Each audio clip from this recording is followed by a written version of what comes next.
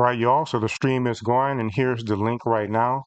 And basically, I forgot to do it a few weeks ago, but yeah, I guess as long as it's once a month, that's the link to it right there in our group link. So once a month, you should be able to go and see live stream. Dan, you probably didn't hear about that yet. So you can go and see a recording of previous streams there if you like. So I'll just put it there once a month. Maybe that'll get a few additional people interested. And also, by the way, you remember that the recordings are made in general for publishing either on the site or in my Classes on the Course in Miracles books. If we ever have a class where you want the recording sooner, let me know, and I can put it on the site sooner. That's a good way to show support, as well as have the recording to listen to again. And also, there's my Patreon as well. So I was mentioning that briefly. So, like I said Okay. last week, I don't really have anything planned this week. So we can go question and answers. We can go sequential reading. So let me know where y'all want to go, and you'll have me for the next 2 hours. All right. Oh, that's right. This is just 2 hours tonight. All right. Oh wait, that's 8 o'clock your time. So that's actually 6 here. That's right. So tonight I'll be Okay. during the normal class time. I will be in that engagement. So that's why I pushed it. Just made it 2 hours from 2 to 4. That's great, Darryl. I will send the streaming link out to the people I invited so they can get an idea of what I'm inviting them to. Sounds great. Well, I'm still interested in knowing about this number 3 on chapter 3. Okay. It's about the fall, the separation, and the tree of knowledge. About number 3 and 4, there's a lot of things in there that I could misinterpret. Okay. Would you mind reading it for us? We'll start from there. Hold on, but I want to find Chapter it. Sorry. 3. We're in the text. Part We're in the text 7, book. creating versus the self-image. Text chapter 3, part 7, creating self-image. This whole part here is about the fruit of knowledge. Okay. And there's like the Bible talks so much about that, and there's so many different alternative interpretations. I've never quite been sure what to think about that. So Okay. Go ahead and start where you like. At the paragraph you like. We have discussed the fall or separation before, but its meaning must be clearly understood. The separation is a system of thought real enough in time, though not in eternity. All beliefs are real to the believer. The fruit of only one tree was forbidden in the symbolic garden. But God could not have forbidden it, or it could not have been eaten. Right. That's what I thought he was going to say. If God knows his children, and I assure you he does, would he have put them in a position where their own destruction was possible? Let's pause here for a moment, and we'll continue. Now, I think not. Well, this is the thing. One thing to point out here, like it's saying, we've discussed the fall, the separation, and of course we know that's talking about taking a tiny mad idea seriously, believing that we're separated from God, looking at the image, just taking that little line, that vertical line that never touches the horizontal line at the top, never touches it. Not really a part of heaven, right? We were spoken about that a few times. And this verse says, would he have put them in a position where their own destruction is possible? And as you surmised, no, right? So that's actually another statement. God. Only the God that's dualistic that we believe in. Well, through the illusion. Well, true. Yeah, if you take it from the religious perspective, right? I mean, God, people come up with all kind of what I guess I should say excuses to justify the insanity of the religious God. Like I remember one of the big qualms I had with Christianity was there's a part of the Bible where I believe it was Moses. He was like trying to get free of the Pharaoh, and the Pharaoh was like, okay, go ahead, do your thing. And then it says God hardened Pharaoh's heart, right? And then the Pharaoh, his heart was hardened, so he didn't let him go again. And then after God hardened his heart and stopped him from going, and Moses was like, okay, help us, God, and punish him. Then God punished the Pharaoh for the bad thing he did that God made him do in the first place. Wow. That's in the Bible. I never realized that it said that the God hardened Pharaoh's heart. I don't remember reading that. Oh, I was just checking it out. I haven't read the whole Bible, so I believe you. I mean, we have some, so maybe a good moment here to pull it up and look at it, because this is a good time to, I guess I could say, compare and contrast uh, uh, the God of reality versus the God of the illusion. So I have. Why did God harden Pharaoh's heart? Where is that? Somebody's trying to answer why. I just Googled it. That's all. Trying to find the passage. So we're going to Exodus 10. And it's all through the thing, actually. That's the beginning. So let me so Exodus 10 first. I forgot this doesn't have sections. Is that Exodus chapter 10 verse 10? 1. Yes, actually, I guess Exodus only has like chapters. Well, I guess basically the section 10 of Exodus. Bible. Okay, it's Exodus chapter 10, section 10.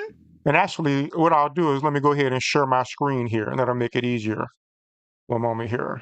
I just want you to tell me exactly where it is, because I have a Bible in front of me. Exodus 10. That's where it's at. If you just go to Exodus 10. Yeah, I mean, you're referring to the chapter? Yeah. Exodus is the book. So the Bible is organized a bit differently. So Exodus is the book of the Bible. So I guess you could say the chapter, but it's called Exodus. And then you have to go to Threat 10. of a plague of locusts? Yes, exactly. So Okay, it says, because I have a Bible from the 1950s. It's my grandma's, and it has chapters in it. Really interesting. Well, they probably added that. Like the King James version, I think that's one of the oldest versions. It just has, it's not as organized, but it works. So it says, Exodus 10, verse 1. Now the Lord said to Moses, go in Pharaoh, for I have hardened his heart, and the hearts of his servants, that I may show these signs of mine before him. Let's look at this. And let me, let me share it in Discord. So this is literally saying, right, that I can't hear you. Say again? Okay, would you again? Can you hear me? Yeah. Should I say right there? Are you able to see it, Dan? Yes, I'm looking at it. Now the Lord, the very first paragraph, very first verse. Now the Lord said to Moses, go into Pharaoh, for I have hardened his heart and the hearts of his servants, that I may show these signs of mine before him. So he's literally saying, I made him mad so he can hurt you, just so I can go in and beat him up, right? And show you how powerful I am. That's horrible, right? That's absolutely horrible. Right. And if you go through this section, it happens a few times. It goes back and forth where Pharaoh is like, letting him do his thing, and then God is like hardening his heart again. So Right. now. So Okay. first God hardens the Pharaoh's heart so that he traps Moses, and then he punishes the Pharaoh. Moses. That's right. So Signal, this is something we're Totally familiar not with. true. Like there was an incident. Like I read this book Right. called "Bury My Heart at Wounded Knee" about the atrocities that happened to the people who were here before Europeans got here. Yeah. And what happened is there was this one instance where they were stealing the people's lands. They was taking their lands, and of course the people were upset. And what the soldiers did, they went in and arrested all the Indians illegally. And then one of the soldiers was taunting one of the Indians, one of the biggest Indians, who was just taunting him. And then the moment the Indian said something, they shot him. Because like, oh, he was rude to me, so I shot him. So what that demonstrates is God here has a very, very human quality because it's a God that's fashioned by men in their own image. So the God of the Bible is Yeah. not the God that the Course talks about. Like the Bible says, God made man in His image, but the truth is, when you talk about religions, man makes God in His image, right? God is hateful, Right. judgmental, insane. Because it's quite insane, I would say, to do that, to taunt people like that, just so you can beat them up. I mean, and what kind of loving being would do that? So now this brings us back to the Course verse. No, none. None. So that's Right. just part of the illusion. Well, Yeah, and you know what? He does the same thing over here in Exodus 7. It says, and he hardened Pharaoh's heart, that he hearkened unto them, and the Lord said unto Moses, Pharaoh's heart is hardened, he refuseth to let thy people go. But God hardened his heart. hardened it in the So first this place. is, yeah, So, yeah. And it's it makes Moses kind of like a puppet, like a plaything in the midst of God's showing off his power. of Let's course do it again. makes all of them a puppet, right? It makes Makes all it of us makes a the Pharaoh a puppet, puppet right? because he's just getting his heart hardened. It makes Moses a puppet because, like you said, he's just playing this game so God can show himself off. And the people are puppets as well because they're just putting on this show. It's like propaganda, right? Like the propaganda pieces that the Nazis did of the Jews. We talked about the Nazis before. And, one of the things they did was make those little drawings where they had like these huge noses and they looked all sickly. So God is a propagandist in the Bible, right? So everybody is a Yeah. pawn of the game. So it must be understood that when the Course refers to the Bible, is using it as we did just now as a counterpoint to show this is not how God really is, right? So getting back to that Yeah. paragraph in the Course, right? It says, Yeah. would He have put them in a position where their own destruction was possible? This is a very No. poetic way of saying that the separation never occurred because God would never Yeah. put us in a position to destroy Yeah. oneness. And of course, it's not possible because, as we talked about last week, there's no part distinct enough to be aware of something that itself as well. There's all the oneness joined as one. Like we were talking about the analogy someone mentioned, well, God could be the ocean. Well, God was the ocean. Using that analogy, everything would be ocean. All space would be ocean. There would be nothing but ocean everywhere. There would be nothing but ocean for all of existence. There will be no time, no earth, no rocks, no suns, no anything. There would be water everywhere for all of infinity. So there's no possible way we If could have God was separated. water. Say again? Hey, I got a question, Daryl. I Oh, have it's a question. water. Okay, I didn't get the first part. If you studied a lot of things in other religions, do you know other religions? I prefer that he talks about this a fall or a separation, right? Yeah. And because the fall of Adam, the fall of man, when the Course says there's a separation or even just an illusion of separation. Do other religions use the word separation in place instead of a fall, like this good, bad, right, wrong, the fall of man? Do you know? Well, I mean, I know that the Hindus speak of uh, uh, uh, sort of a separation from God, but they speak of it in the sense that God is aware of the separation and there's a division that we will rejoin. That's more of the dualistic, or I guess I should say semi-dualistic teachings, like the regular, not the Vedanta, but the sort of Hinduism, like with Brahma and things. I don't think I've ever heard of anyone using the actual word separation, even though they call, like the Buddhists might call it Maya, like this is illusion and it's distinct from oneness. So I would say unique. Right. The Course is probably unique in that off the top of my head. Yeah, the Buddhists talk about the Maya. What do the Muslims say? Do you know? I haven't really studied Islam so much, so I can't say about the Muslims. I mean, the little bit I do know is that they're very much aligned with Christianity more so than Hinduism. It's just that But Muhammad is their they prophet. use the same Old Testament, don't they? No, the Islamic, they have their own text. They have the Quran. Just pay attention. Doesn't the Quran have the Old Testament in it? in the Quran?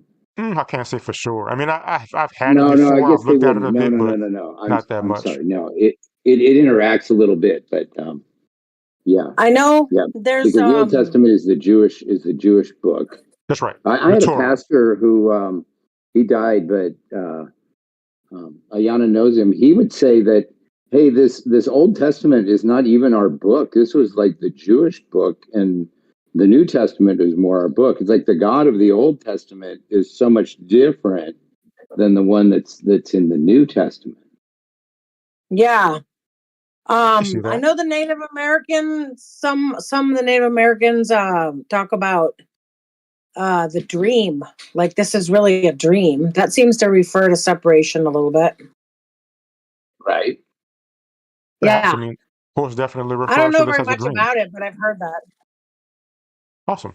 Yeah, I'm sure there's been people throughout time. I know Gary's masters mentioned how the great sun, if I remember right, that was an Indian culture, in the sense of like Mayan Indian type culture. Uh, uh, and he was an enlightened being. I don't remember how long ago that was ago, though, maybe 1,000 years ago. So, Really?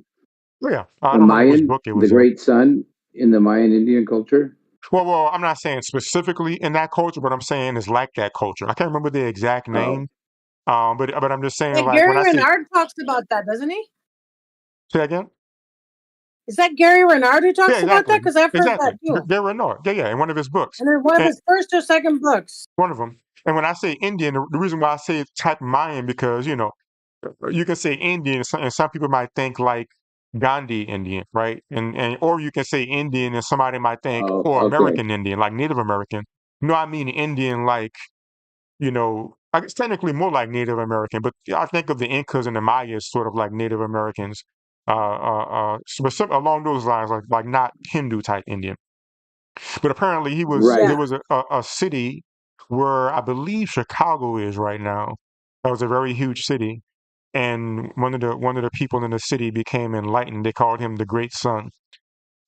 So it stands to reason. Like apparently he didn't spend as Yeah, much of his I remember time that. teaching, but I mean I'm sure he taught a little bit. So it stands to reason that people like him would have inserted some of the world as a dream into the lexicon, just like how Yeshua did. Yeah, what's her name was talking about how all the different I think she was mentioning the different a few different places where people have had these enlightened teachers That's right. or something like that. I think that's in the first book. One of them. I want to share this at this. We wrote the autobiography for an Apache adopted father of mine, and in his he finds Jesus like in this peyote teepee, doing ceremonies with his Indian people, and Jesus pops up out of the coals and makes gestures to him and does healings inside of this teepee. His name gets written in the coals. And Harry he gets this really powerful faith with Jesus. And I was always a little bit skeptical of it because I had this strong kind of born again experience when I was in high school, but then felt kind of batted around a little bit by the Christian church. Um, and Yeah. so I got back involved with Harry, and Ayana knows him. Yeah. And I went out to Oklahoma, and he gave us his autobiography, and my son and I helped organize this thing. And Harry said, well, he wondered how his people survived without the knowledge of Jesus.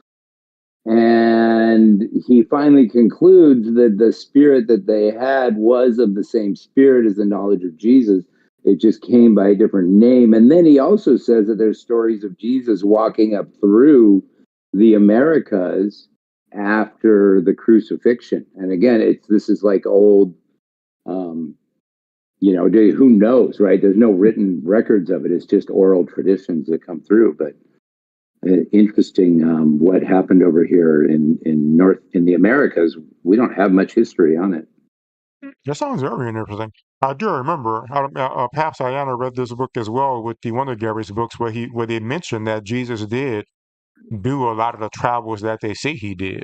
I don't remember which book it was in, but I remember the master saying that. So that sounds pretty interesting. I mean, it could have been true. To him, it was just a dream, so he could just teleport anywhere he wanted. So, I mean, it would have been very easy for him to just appear in America or Right, wherever. right. God, I need a teleporting device. They talk about this yellow-haired man that walks all the way through. There's a book about it too called Jesus Walks the Americas.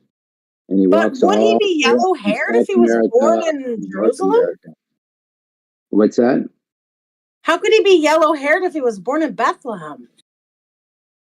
I think he was. I don't know. I didn't write the book. It doesn't make any sense to me that he would have light hair. Yeah, I I'll think agree I with that. always thought that was just like Christian egocentrism or something.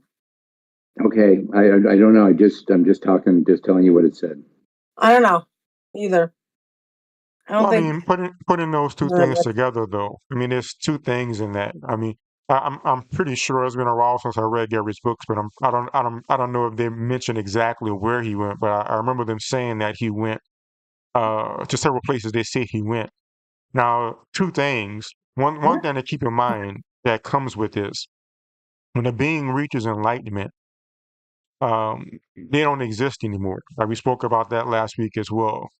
So even Art and Persa, they are not really art and persa. They're simply manifestations of the Holy Spirit. Okay, so if someone has a vision or experience with Jesus, and I know how powerful that can be and how real it can seem, in that moment, if it's an authentic experience, it would be simply a manifestation of the Holy Spirit taking a form that the person can accept and understand. So, Exactly. But by that same token, it is possible that Yeshua could have traveled to America and looked like, a lifetime that they would have accepted and understood while still being a manifestation of the Holy Spirit. And it's also possible that, you know, Jesus went to certain places, but maybe some of the story passed along and some of the stories are fabricated. So maybe that story about the blonde hair wasn't really a one. So I guess we won't know. I guess only the ascended master can tell us for sure whether that Right. particular story is an actual sighting or just a sort of a novel type Well, recreating of other exactly. actual Well, instances. But the fact is, yeah, it doesn't yeah. really So matter in the end, as long as you no, it doesn't recognize matter.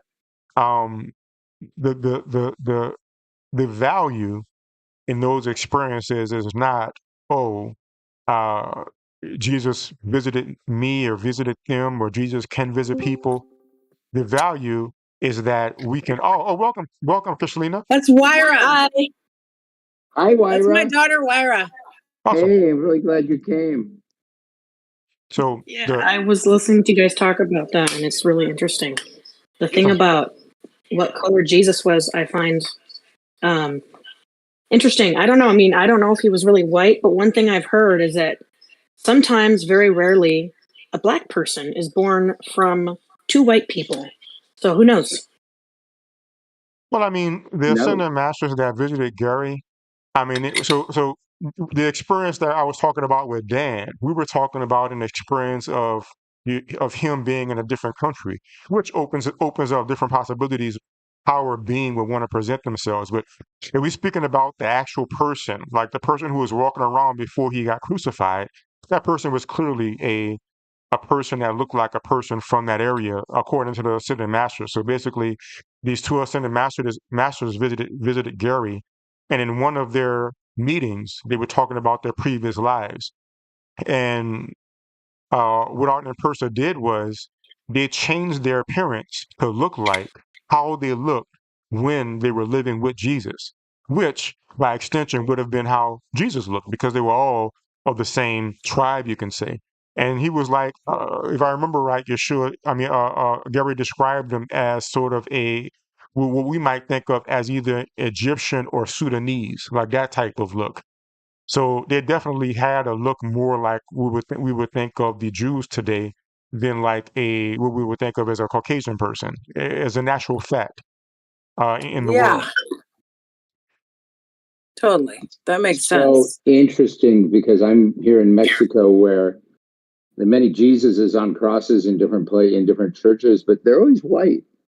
And then I realized you guys know about this, Wyra, that there's a prejudice that goes on in Latin America, that the light skin is superior and the dark skin is inferior. Oh, yeah. Which is total bullshit, but it's all over the place here.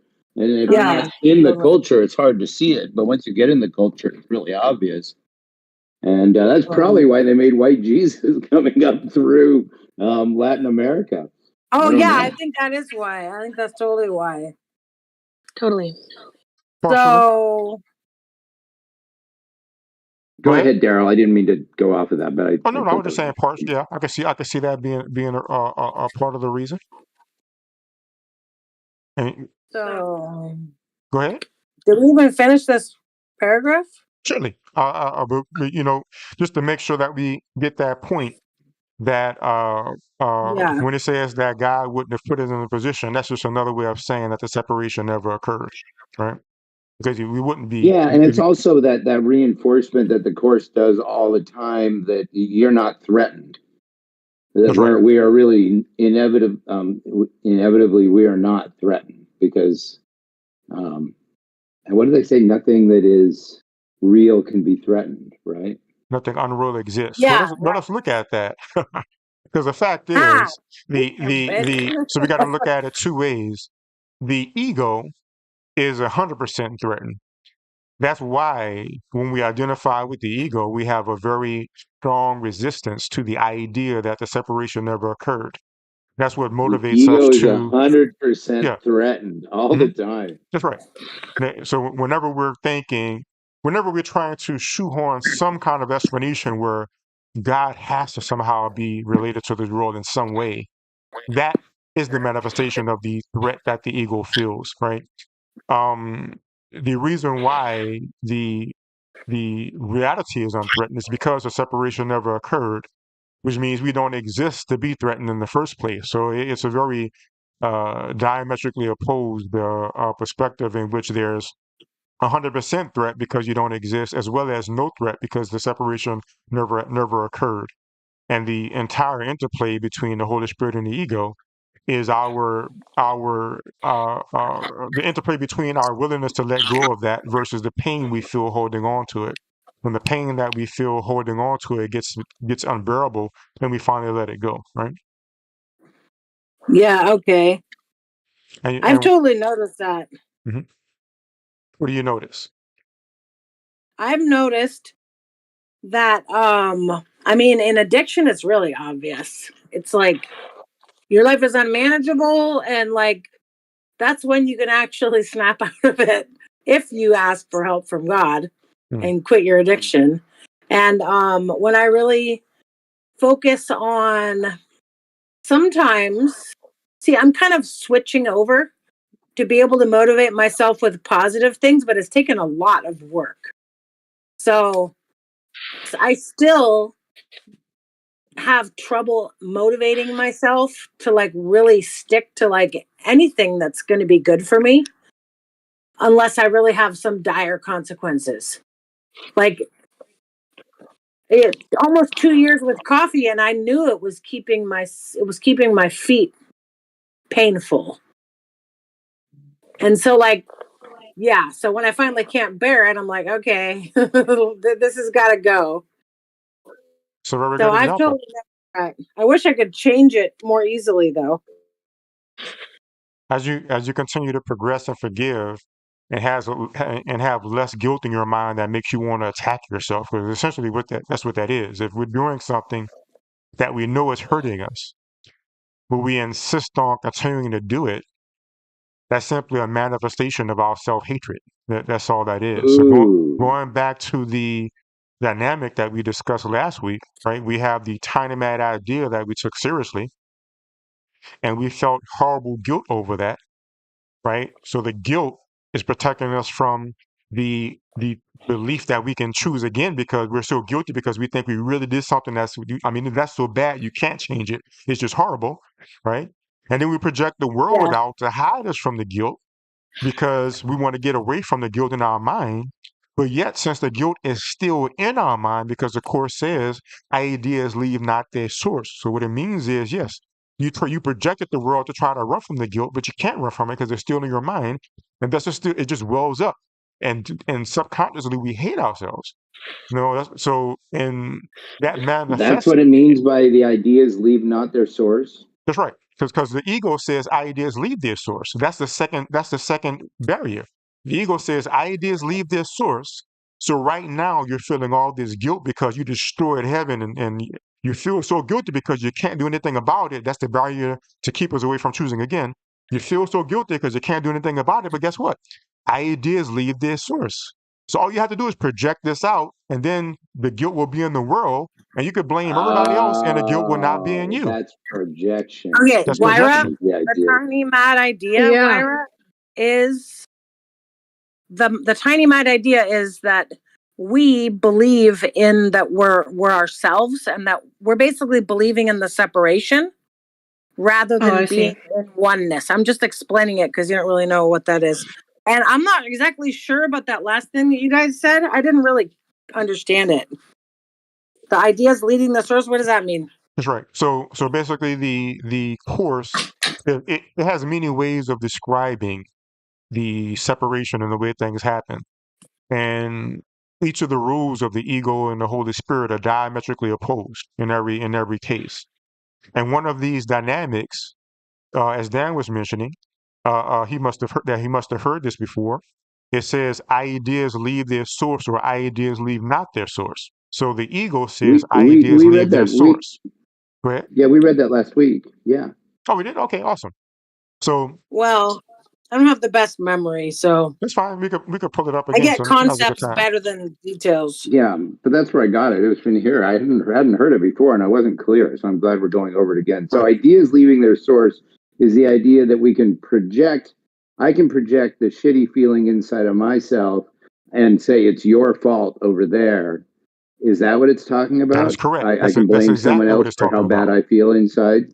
That's exactly Mm-hmm. what it's talking about. It takes the initial form of we as one mind projecting it out as the world, thinking we got rid of it. And then because we're a projection of that thought, it takes the form in the world of us projecting onto others. So that's exactly right. That's what ideas leave their source mean. So the Is ego that, tells us is that basically projection? that's projection. That's why we were Yeah. reading the Okay. Bible earlier. That's why if you go to the Bible, what did they do? When they had sin or they felt that, let's say the crops were bad, so we must have sin on us or something, but they went and got a pig or a goat or something, and they dumped all their sins on the goat, and then they sent the goat off or killed the goat because they believed they were putting their sins in the animal and then getting it away. Because ideas leave their source. We're the source of the guilt, but we're going to put the guilt in this animal and then send the animal away, and then we're free of it. So you can see it all throughout religion because, That's funny. as we were saying, religion is a Oh. is a manifestation of that. So when I'm You know when what I they call that a scapegoat, the escaped there you goat. go, exactly. That's where the Yeah. term comes Perfect. from. That's where the term Yeah. comes from. That's right. So, but the thing is, That's every hilarious. time we're angry at someone, for whatever reason, that's what we're doing. We're making them our scapegoat. We're saying, okay, this is my Yes. goat. And Yeah. as long as I'm angry at them, obviously they're guilty because I'm angry. And now I've gotten rid of my guilt. Ideas leave their Yeah. source. It's their fault. And if he would just change, I wouldn't be angry anymore. Exactly. That's Right? the idea. Yeah, If you just Dan, why change don't that you just behavior change? and I won't be angry. I'll feel good if you change your behavior. That's right. If you change Oh your my God. behavior, if you do what I want you to do, if you don't, you do what I don't want you to do, whatever it Yeah. is, right? If the Love me, hate government me, would change, smile at me. yeah. Now the thing is, Yeah. and I always want to reiterate this whenever we talk about this topic, this does not mean that at the level of the world, we need to divest ourselves of wanting things to be a certain way, right? So like I remember last week, because it does come up. Why you study astronomy, right? It was an illusion. Well, we got to do something. Right, Yeah. that's good. Let's talk about Why this. not Yeah. do something? If I have to do something, I'm going to at least do something that I enjoy more than other things, right? At the same token, if somebody is doing something to hurt you or may cause you discomfort, whatever it is, the course is not saying we have to think, okay, I'm not gonna, project my guilt and I'm just gonna let the person keep doing it. No, you could tell the person, hey, stop. I don't know. Can you turn the music down? I'm trying to study. To use an example that I've had to use the other day. Yesterday I was studying, and my dorm mate was, I don't know what he was listening to or watching. But I said, hey, would you mind putting your headphones? He was like, yeah. It was not a big deal. But I didn't just sit there and say, well, hold up, this is a dream, and I'm studying. Put your headphones on. Let's see if Right? can I So navigate this dream? yeah, you could act normal. You could be a normal person. But what the course would say at the same time is, if in that moment I was upset, and I don't remember if I was or not. I think I was a bit irritated actually. In that moment, my irritation is not because of what he's doing. In that moment, my irritation is because I chose the ego. That's why I'm irritated. That has nothing to do with the fact that I'm going to tell him hey, can you put your headset on? But at the same time, I could either forgive and be at peace again, or I could just still be angry, saying, man, why I had to take the moment from my break to do. So there's two ways to tell somebody to turn their music down, with the ego, with the Holy Spirit. There's two ways to not tell them, right, with the ego, with the Holy Spirit. Whichever you do whatever you think is best to do. But the course is simply saying that whatever you choose to do, whether you tell the person can you put on your headsets or not, you can do it with the Holy Spirit. It's not about what you do in the world, right? Any questions or comments Yeah. about that? Yeah, I got a question. Yeah. I like that. So when you're doing it with the Holy Spirit, does that give you more power, more authority? We were talking about prayer and the power of belief, and in the Christian church we associate those things a lot. What do you think of that? No, it does not. All it does is mean that you will be peaceful. That is it. Isn't there a lot of power? Isn't there a lot of power in being peaceful? Yes, you're peaceful. Okay. That's That's it. good. That's good, Darryl. Mm-hmm. I like it. Yeah. Yeah. Excellent. So Thank you. anything else would be to say that the miracle has some effect in the world, and the effect in the world is important. It very quickly devolves into magic. And again, nothing is wrong with magic. Like when I asked my dorm mate to put his headsets on, that was magic, right? I'm trying to study, right? And there's something hitting my eardrums that's distracting me, right? The course says Ooh. the eyes don't see. The brain doesn't think because this is an illusion. It's a projection. So in that moment, some aspect of my mind is projecting all of this to happen. That doesn't change the fact that in my experience is happening. Okay.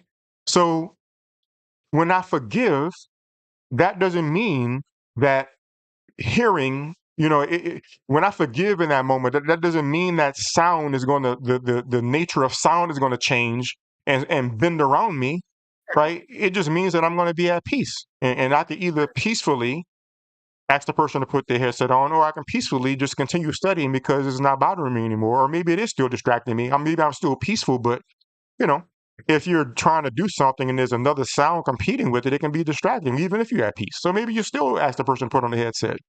But in no way does the miracle give you power in the world in that sense. It's simply now what may happen is if you choose the Holy Spirit, maybe you will be more peaceful in your explanation, right? You know, so maybe if you choose the ego very strongly, you get up and you say, okay, that's it. This is the last time I'm going to tell you that. Put your fists up, right? The ego might have you do that because you're so angry, and that can lead to some Right. very bad things, right? Or Yeah. but choosing the Holy Spirit, maybe it has been the 10th, 12th time. Maybe you'll handle it in the way that's more likely to not hurt you or the other person, right? Because again, it's not having power over the other person or not. It's just we know when we're angry, we behave differently than when we're not angry. We know that. We know that if somebody does something and I'm not angry, let's say, you know, I'll use the same example because I'm using it. The first time the person doesn't put on his headset, I just say, "Hey, can you put on the headset?" And then it keeps happening day after day after day, and I get more and more angry. And then by day 10, I'm yelling. We've all been there before, right? We've all been there Yeah. before where somebody did something and kept doing something. We got so angry, we finally blew up. Now, of course, secretly we were excited because now I can, that's my scapegoat. But I'm not talking about that level now. I'm just talking Right. about just as a normal human being in the world, people do things and over time we get upset and we blow up. So we know that in that moment that we blow up, we could yell, we can say something we regret later. So if we don't get to that point and we can stay peaceful in that sense, it will have an effect on the world because we will not allow ourselves to get to that point where we yell at the person and then regret it 5 minutes later, right? We say, "Oh my gosh, I can't believe I said that. I can't believe I did that." Now with consequences on the face because I punched my roommate in the mouth, right? Now I have to go to some kind of inquiry or something. I don't have to face all that simply because I forgave and just, asked the person nicely. And then when he said, "No, screw you," I just left the room and went to the study room instead. That outcome in the world is a very different outcome, but not because I had any power with that person and changed them in any way. It's because I behaved differently. I chose to behave differently because I was listening to a different teacher, right? So, but again, that's not because I'm changing the world. It's because we know when we're angry, we behave a certain way. When we're not angry, we behave a certain way. And what I'm suggesting now is when we're peaceful, like not just not angry. Usually, what we call peaceful is simply not being angry because until we start to forgive and really undo our unconscious guilt, we don't really know what it means to be at peace. Being at peace means free of unconscious guilt. It goes very deep. But the fact is, we have only some very small awarenesses of what it means to be peaceful. But just like how on the one I've end we noticed. behave a certain way when we're angry, on the other end, as we get more and more peaceful, we might see ourselves behaving in different ways as a reflection of that peace. And what did you want to say, Ayana? I've noticed, not that I've experienced that level of peace. I don't really know how to judge that, but I have noticed enough by practicing qigong that it's such a different, deeper level of peace that I could imagine how deep that might go. Good. Yeah, I would agree. I I have mean, a we all have comment. experiences where we could extend it. Go ahead, Dan. You said at the beginning of this that well, that was magic having that conversation. Yes, it was. And magic in the terms of how the Course in Miracles defines magic. That is correct. And what is that again? Remind me. Magic is simply if we do something in the world to bring us more peace or happiness or joy. Which again, nothing is wrong with that. Okay, so I make magic every day. Exactly, we all do. Right. That's what I got. It's like, oh yeah, magic is happening all the time around all the here. time, right? Right. Matter of fact, Yeah. all four of us are engaging in magic every 5 seconds. What are we doing about every 5 seconds? Breathing. Breathing, right? So there's no getting around magic in an illusory world.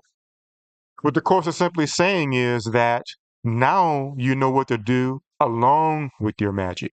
The ego tells us if you do magic, you'll be happy. And the only way you'll be happy is if you get your magic to work, right? So then we're dead set on, if I need to get me some ice cream, right? And if I go to the store and the store is closed, oh my gosh, I'm throwing a fit, right? Open the door now. I've actually seen videos of people doing this.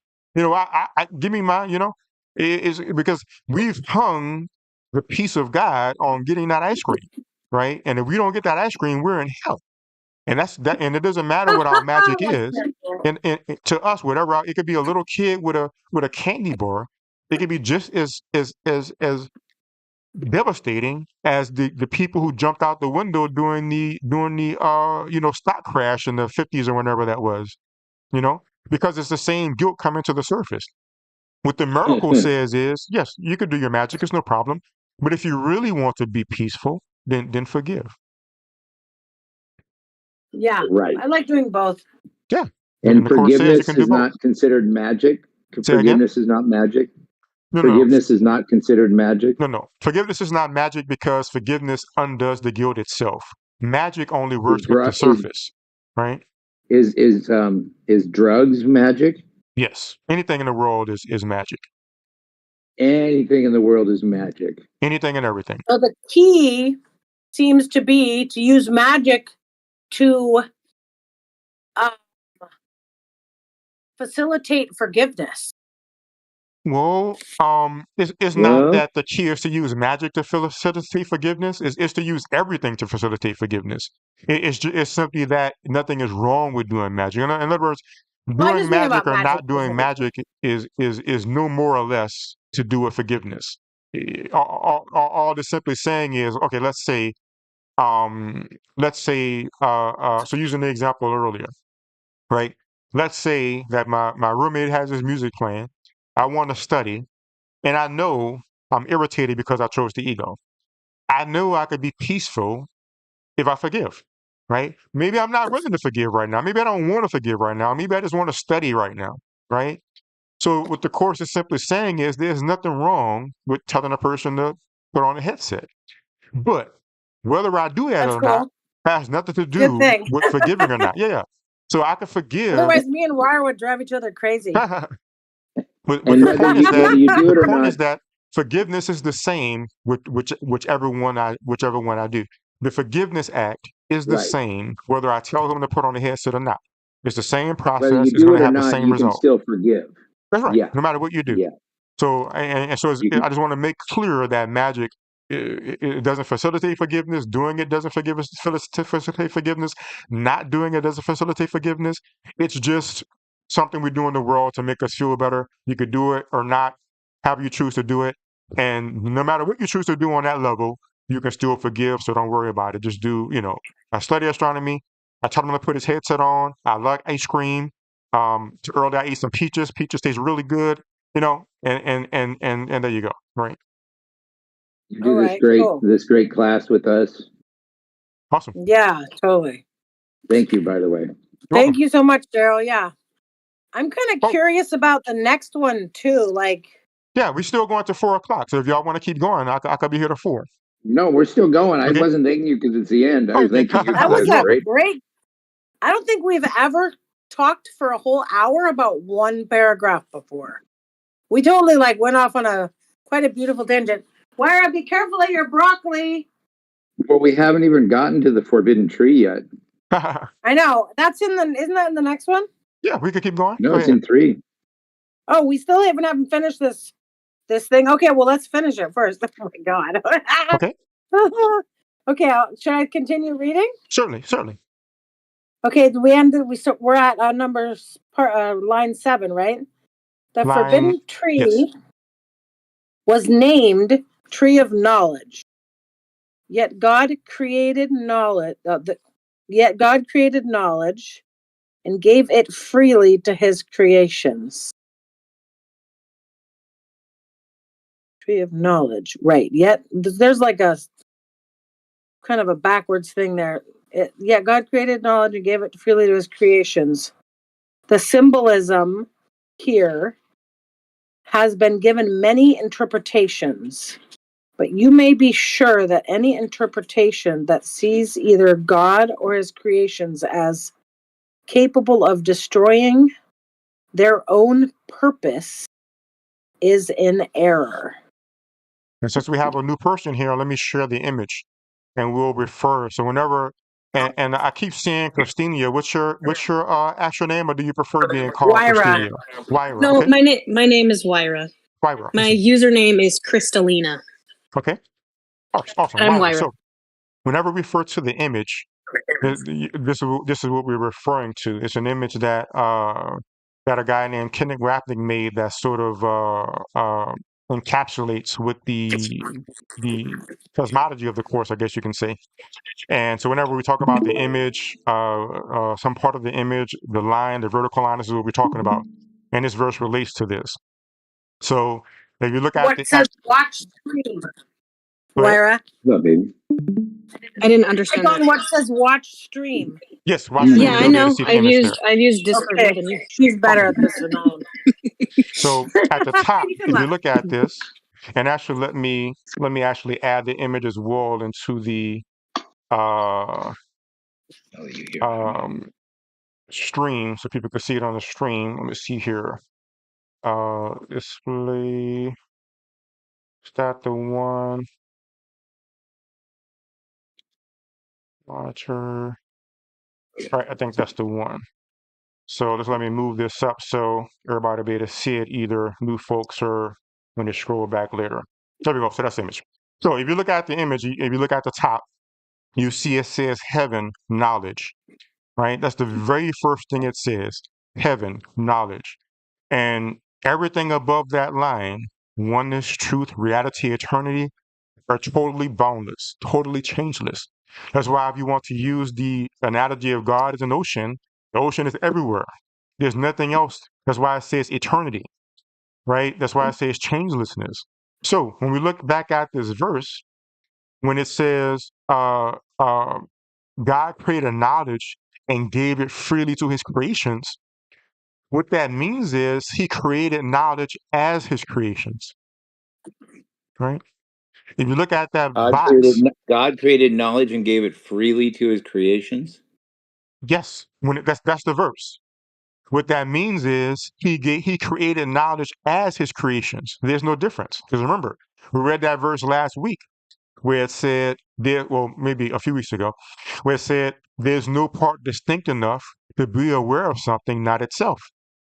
There's no part of that oneness distinct enough to be aware of something not itself, because it's oneness. That's the definition of oneness. How can it be oneness? How can it be oneness and have any kind of separation or distinction or division in it? All right. Oh, So you're that's saying why, that the oneness cannot be aware of itself. because there's nothing else to be aware of. It's only absolute oneness, right? It can't be aware of Only anything absolute not oneness. itself, is what the verse is. So in other words, right Uh-huh. now we're aware of something not ourselves. Like I'm aware of you, you're aware of me. Right? What the course is saying is, in that oneness can't be aware of something that's not itself, because there is nothing else. All it is aware of is the oneness, which is everything. That's why if you look at this box, in a sense, every single word above that horizontal line all refers to the same thing, right? But as we spoke about last week, Right.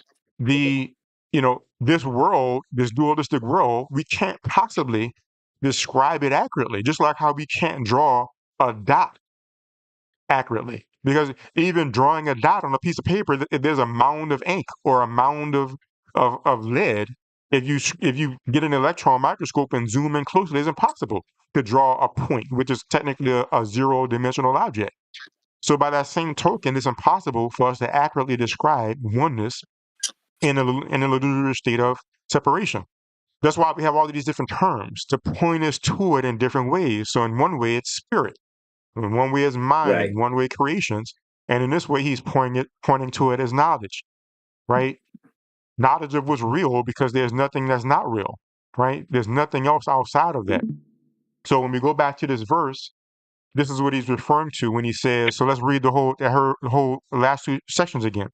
Yet God created knowledge and gave it freely to his creations. The symbolism here has been given many interpretations, but you may be sure, or here it is, that any interpretation that sees either God or his creations as capable of destroying their own purpose is an error. Because the oneness is joined as one, there can be no distinction or separation within it. Therefore, the separation can't possibly have occurred. And that's why God made his creations incapable of destroying their own purpose, of being extensions of his will, because there is no distinction between his creations and him, right? So this is another very poetic way of pointing to oneness with different words. And we will find as we go through the course, it's like a multifaceted gem. And it's all one gem, but each facet is pointing to the same gem. So we're looking at another facet of appreciating the idea of oneness, right? So this is like when we go back to the Exodus verse, and it says that God hardened Pharaoh's heart. That this God wouldn't do that, Of course not. right? Matter of Because fact, he that's made it impossible. against the purpose. That's right. Exactly. And that's how you know it's a thing. Go ahead. Dan, is that why way back when I was like freaked out about environmentalism, you kind of started gently like suggesting that I get this book? Yeah, a lot of it. Yes, absolutely. Yeah. Get you a little broader perspective on the whole thing. It took me a long time, and I think it was Yeah. a long shot on your part. But hey, look, here we are. Yeah, because So I'm like, man, I can't explain this. yeah, that whole thing can be a religious. Is that the Dan I know? This is Dan. This is Dan Miller. Lyra. It's Dan Uncle Miller? Dan Miller. Bruh, Yeah. I've been hearing your voice the whole time, and I was like, man, that sounds exactly like Dan Miller. Damn, well, hi. Hi. Sarah is here too. You can say hi to Sarah. Hey, Hola, hi. Sara. Hi. Hola. We got a great group here. Woo. Funny. Hey, good job, Dan. I've been remembering all the little hooks that you casted my direction this whole time I've been studying this book. You're very persistent. The thing about, it's like Darryl's talking about, yes, do environmentalism if that's what you want to do, but also get that this is just a dream that we're navigating in. I know. I was like, what? Yeah. How is this a dream? And they're like, okay, the book. And that's where all this significance comes from, is like, oh, it's so real, it's so important. Well, yeah, it is real, it's important, but at the same time, we can also have access to this idea of it, the oneness of the whole thing, and that God won't destroy our ultimate destiny. That's cool. Good, because I thought that's exactly what was happening. Yeah, I thought destiny was getting destroyed. Yeah, no, destiny is getting created. Well, okay. It's a good thing this is just an illusion then. Cool. Yeah. Well, I understood that. Yeah. Well, I was like, I think I was a completely different person back then. So, yeah. All right. So, what's next? Next paragraph, or y'all want to go to something else? Okay. No, let's do next paragraph. We're doing good. The next one. We're like into this whole tree of knowledge thing. What do y'all think about switching up the reader? Would anybody else like to read? I'm Dan. I'll read. Okay. We have discussed we're on. No, let's see. Paragraph. We're on number 4. Yeah. Okay. Eating of the fruit of the tree of knowledge is a symbolic expression for usurping the ability for self-creating. This is the only sense in which God and his ancestors are not co-creators. The belief that they are is simplistic in the self-concept or the tendency of the self to make an image of itself. The images are perceived, not known. Knowledge cannot deceive, but perception can. Woo! Really? We always think if you see it, it's true, right? Well, knowledge is like from the oneness, and perception is from the illusion.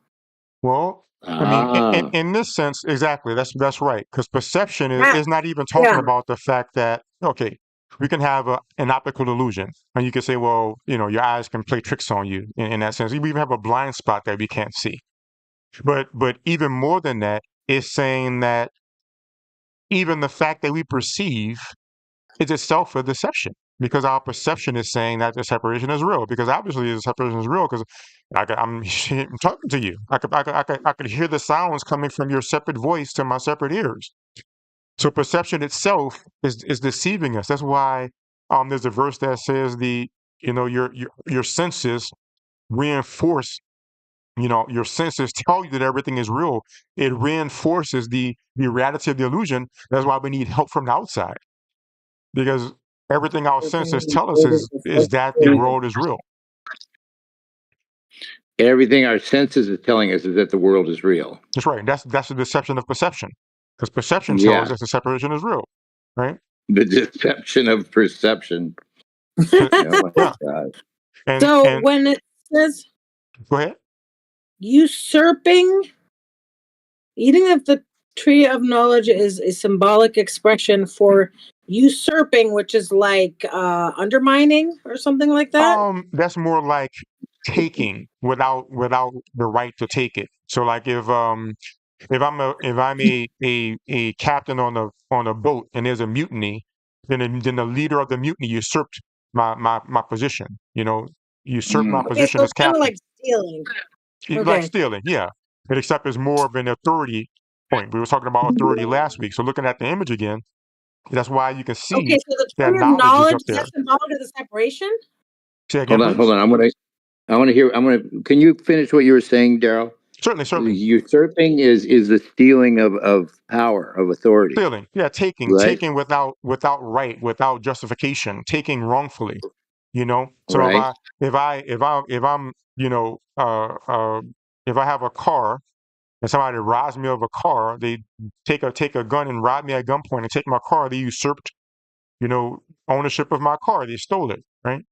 But Right. what this Right. is saying But is, you could be driving a bus and somebody could pull you out of the driver's seat and start driving the bus, and you could still be on the bus, but they've usurped your authority to drive the there you bus. go, yeah. But what Okay. this is saying is that because going back to the image, and I have the image shared again, at least I think I do. Yeah, are you able to see the image, Robert? Oh yeah, we have the image. I have it on a photo Awesome. here.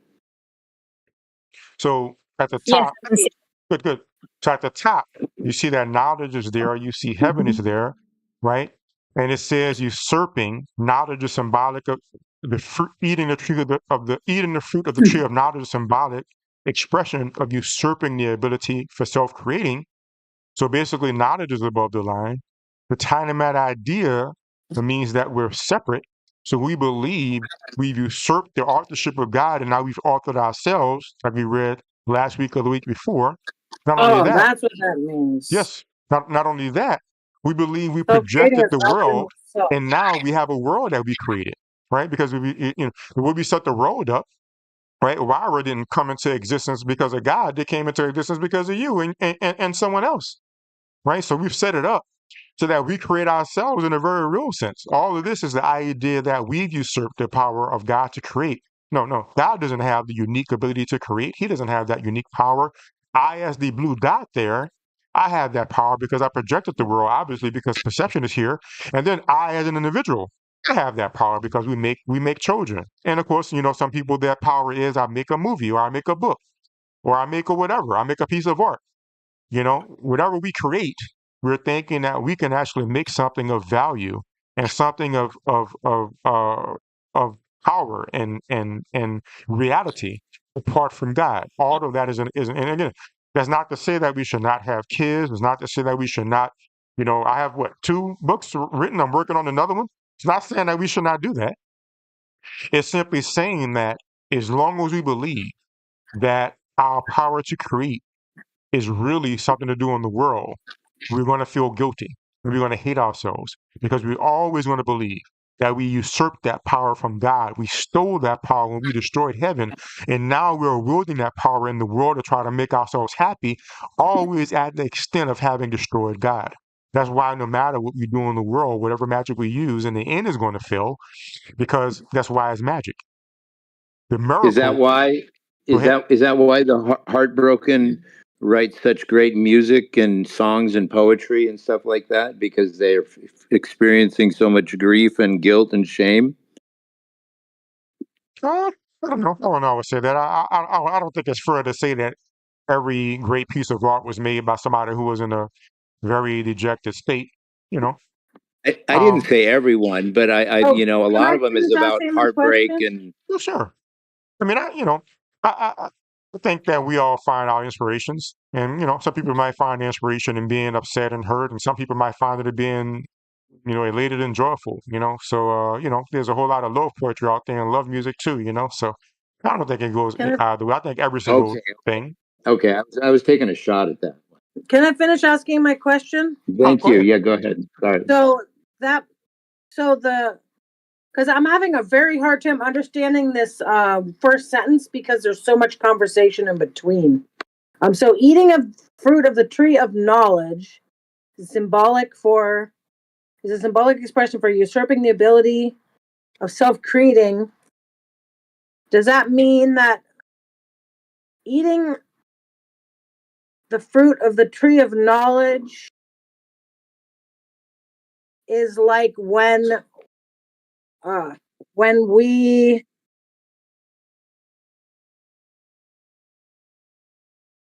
I almost had it there for a minute.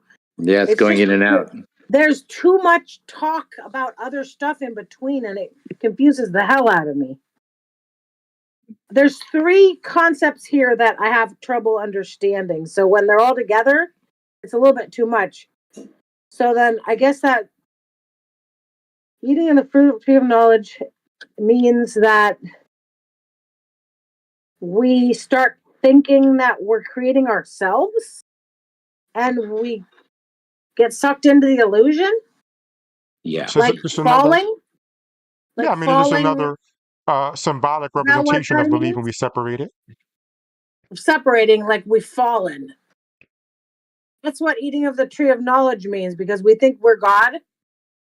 Yes, we believe we usurp the power of God. We believe that the separation is real, and we usurped God's power to create in making this world.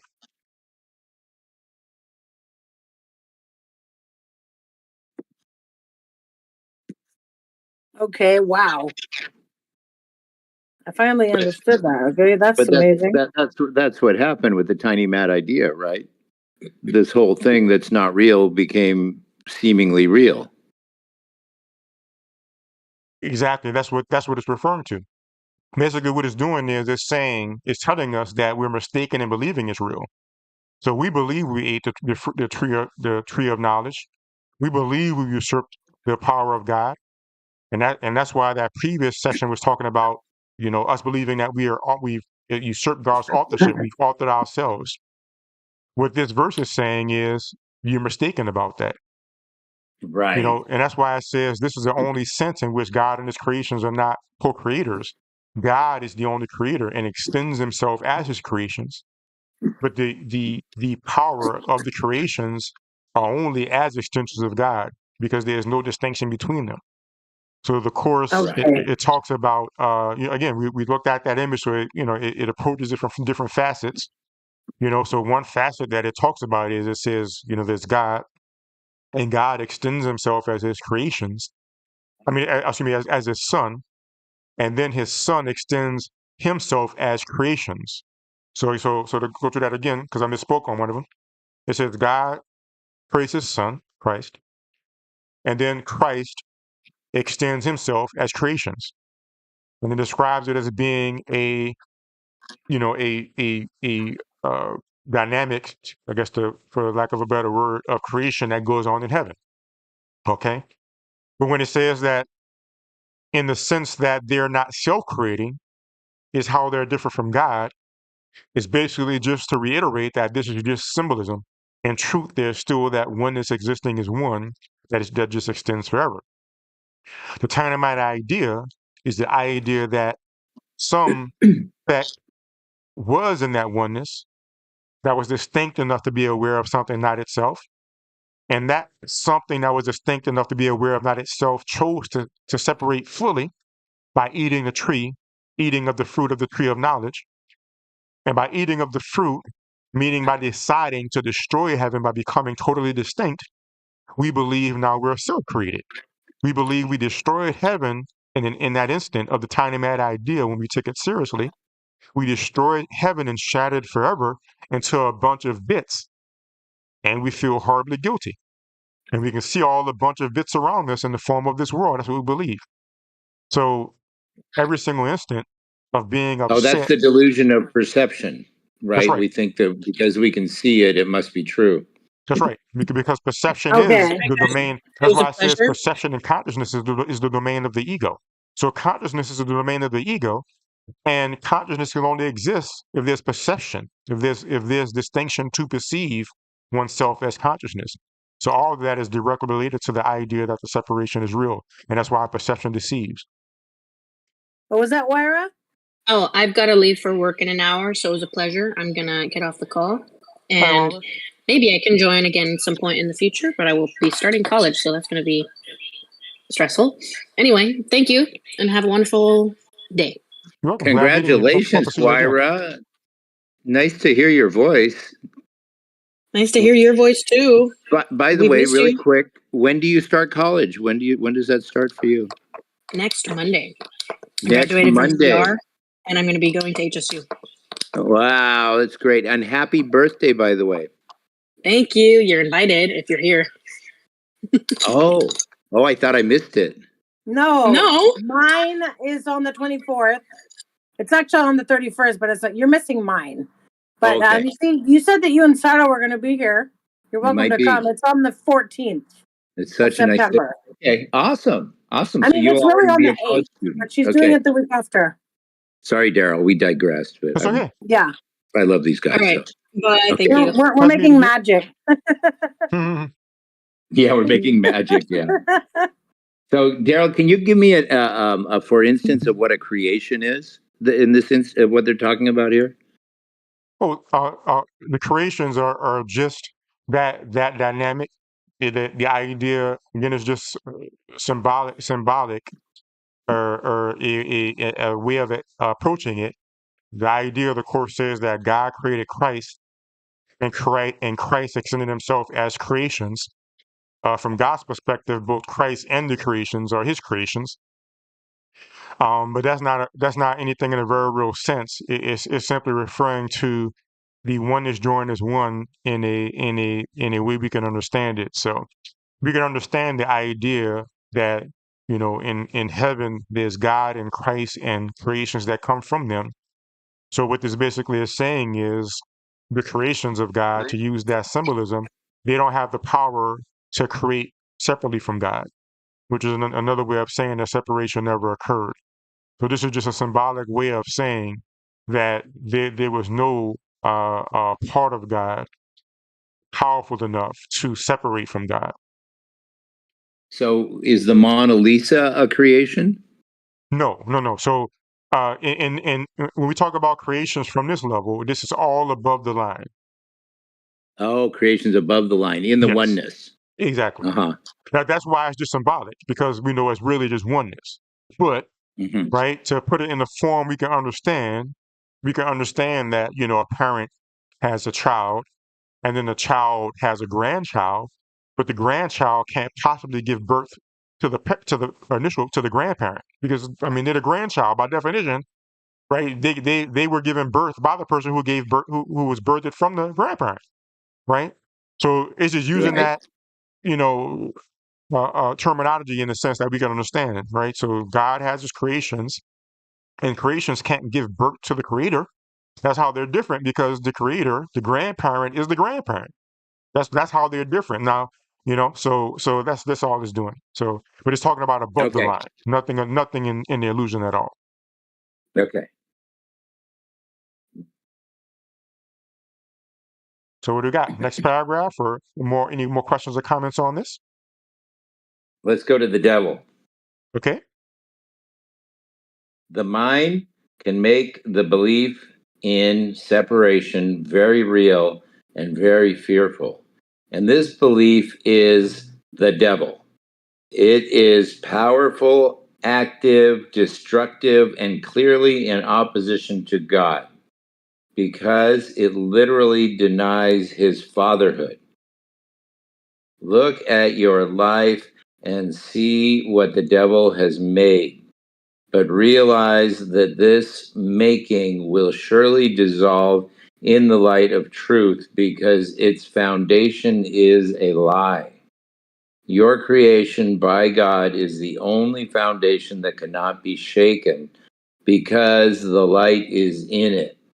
Your starting point is truth, and you must return to your beginning. Much has been seen since then, but nothing has really happened. Your self is still in peace, even though your mind is in conflict. You have not yet gone back far enough, and that is why you become so fearful. As you approach the beginning, you feel the fear of the destruction of your thought system upon you as if it were the fear of death. There is no death, but there is a belief in death. What do y'all think? Well, I mean, this thing goes a long way. I'm thinking the devil, belief is devil, just like belief is in death. And this belief is powerful, active, destructive, and clearly in opposition with God, because it literally denies the fatherhood. One thing I'll All bring up. these things that we think that the devil, in quotes, has made dissolve in the light of truth. The whole thing is a lie. That's right. So basically, this is Right. devil. It's saying this belief is the devil. So it's really just, you know, but one thing to keep in mind, by the way, the course itself is the manifestation of one woman's access or in tunement with the right mind. Right. Helen Schuckman had a moment, like basically her and Bill, they worked at, I don't remember where they worked at, but it was in some academic setting, and they were very angry, and the environment they were in was very competitive. Matter of fact, you can read about it a little bit in the course in the preface. She talks about it a bit, and what happened is they reached a point one day when she was tired of being upset, and she decided, there must be another way. There must be a better way to do these things, right? In that moment, when she decided there must be another way, that's every moment that we have when we think there must be something else I can do than being so angry or fearful or hurt or lacking or whatever it is Mhm. that's taking our peace away. And the course is simply an expression of the experience of her being in touch with that. So she very much liked the Bible, right? She didn't necessarily believe it in a religious sense, but she appreciated the literature aspect of how it was written, and she knew it very well. So it stands to reason that the course, the form of the course, mentions a lot of biblical terms, but we should not take mention of the devil to in any way mean that it's there's actually some entity or being there, or there's any reality Yeah, to it. right. It's simply another facet of the gem, another way of looking at the idea of separation. So in this sense, the devil in this sense will still be the tiny mad idea in our investment in taking it seriously. It's just another way of looking at it.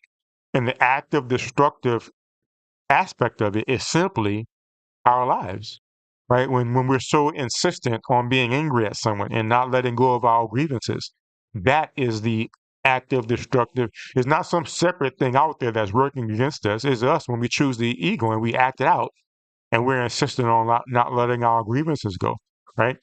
Now, one thing that sticks out in this verse, it says towards the end, it says, "You have not yet gone back far enough." And this is why you become so fearful as you approach the beginning. The next to the last sentence, you Right. feel the fear of destruction. Now, as you approach the beginning, does not mean that we need to some kind of way create some power to access some time before time. Every time we forgive, that is accessing the beginning. Okay. So as we approach the beginning, you feel the fear of destruction of your thought system. That must be the ego. That's right. So in other Fearing words, it's when losing itself. that's right. That's why when we forgive, sometimes we could be peaceful, and then like a day later, we're angry at the same thing again, right? Or we're reluctant to forgive or let our grievance go because in that moment we forgave, we were approaching the beginning, because we were approaching the fact that the tiny mad idea never occurred. That's what really real forgiveness means, as we've gone through a number of times. The process, the problem. Yeah, I seem to be right. angry at you, but I know I'm choosing the ego. That's the problem. But I know I'm choosing the ego as an expression of me as the dream of the dream. I chose to believe in a tiny mad idea, which never occurred. The separation never occurred, which means there's only innocence in me as the dreamer. There's innocence in me as Darryl, and there's innocence in you and whatever you did, because none of this ever happened. The separation never occurred. When we really think about that and consider that, we're literally going back to the beginning and reconsidering the tiny mad idea. It's fearful to the ego because it means that I don't exist. So, like Ayana said, that's why the threat of destruction comes in, the fear of destruction, because we're literally undermining the illusory foundation of the ego's existence, which is our existence, because we've identified with the ego to create this. Like it says, it seems like, I mean, we see things happening, but nothing really happened, right? The ego wants us to make what we see real to us. The Holy Spirit is tipping you off to the fact that nothing has really happened as we forgive. Because think about it. If my whole life somebody does X, whatever X is, we could insert our X, and we get upset. That means the world is real. That means someone can say something, someone can do something that affects us, which reinforces the reality of the dream. Right. It If validates it. it validates it, yes. If, on the other hand, I can forgive, and that forgiveness, that peace is so powerful, not any power over the world, but that peace is so powerful that even while I'm being crucified, even while I'm being falsely arrested, nailed to a cross, and murdered, that peace does not shake 1 millimeter. That shows that the world is not real. That shows this really has no effect on me, and that's terrifying to the ego. Yeah, right. It's That makes terrifying to the sense. ego because the ego does not want to have its thought system shattered. That's right. Doesn't want to disappear. That's right. The ego is temporary, I mean, right? in a very, that's right. In a very real sense, the whole thing is just a thought system that doesn't even exist, right? Right. So, Right. No, all as you were saying that, Darryl, I like the way you go back to forgiveness so much, because that's really what this thing's teaching. that's right. And my ego mind will get caught up on, oh, is this real? And what about creativity? And what about magic? And blah, blah, blah, and all these little things. And I'll use my thought system to try to make sense or nonsense out of the course, when the main gist of the course is, in forgiveness, there is peace of mind. That's right. In forgiveness, there's peace. And when there's peace, you remember God. Yeah. Right? In forgiveness, there is peace. And where there's peace, you remember God. That's right. Yeah. Which is simply to say, we let go of the illusion and, disappear into the nothingness from which we came. But, it does sound a whole lot better to say, remember God. Yeah. Yeah. It's kind of more active. Well, I mean, I always want to throw in put it like this, like the Course talks about it in that way. I always want to throw in the foundational aspect of what it really is, which is letting go of the individual self. Because in truth, we can't remember God, because God is above that line where there's only oneness. But in a sense, what we really do is we let go of the individual self, and the self goes away, which is why the ego is rightfully afraid of its own destruction. The reason why we feel afraid of that destruction is because we identify with the ego. When we identify with the Holy Spirit, we realize we can't be destroyed Yeah. because the separation never occurred. But to the extent we identify with the ego, we fear destruction because we've aligned our identity with the ego's identity. Yeah, I totally understand that. I actually I still do fear my ego destruction, but it's like subclinical in like a metaphorical sense compared to what it was before. Like when I was referring earlier to that conversation I had with Dan back then, I was like terrified whether it was being triggered or not. And ever since AA has helped me a lot too, but since I started reading this book, between the two, I've lost a lot of my fear of death, destruction, like illness and bad things. I've lost a lot of that fear. It used to be like paralyzing. Good. It sounds like And progress. I've gotten a lot of benefits from that. Like I used to have to make magic and it wouldn't quite make me happy. It would just make me less miserable. But now I actually like enjoy it. Good. It sounds So like progress. it's really been a big thing, and I think it's a good thing I found this course thanks to Dan and his persistent patience. Awesome. Awesome. Yeah. No, the course is so good for you. Me too. Thank you. It's a win-win-win. Right on. So what do y'all say? Well, Next we're almost paragraph? done with chapter 3. Yeah, let's keep going. Yeah. I'll read this next one here. The branch Okay. that bears no fruit will be cut off and will wither away. Be glad. The light will shine forth, will shine from the true foundation of life, and your own thought system will stand corrected. It cannot stand otherwise. You who fear salvation are choosing death. Life and death, light and darkness, knowledge and perception are irreconcilable. To believe that they can be reconciled is to believe that God and His Son cannot. Only the oneness of knowledge is free of conflict. And notice it says the oneness of knowledge is free of conflict. Your kingdom is not of this world because it was given you from beyond this world. Only in this world is the idea of an authority problem meaningful. The world is not left by death, but by truth. And truth can be known by all those for whom the kingdom was created and for whom it waits. Whoa, the world is not left by death, but by truth. Huh. I never seem to get things on the first time of reading. It almost like slips right out the other ear. It's funny. Right? Highlight a passage to highlight a sentence to delve into. Okay. Let's start at the top. A branch that bears no fruit. Oh, go ahead, Ayana. Where No, do you that's want to good. go? I like that. I like picking the whole thing apart because I Okay, don't know. the I branch don't know quite enough like this to really understand it yet. the branch that bears no fruit will be cut off and will wither away. That's right.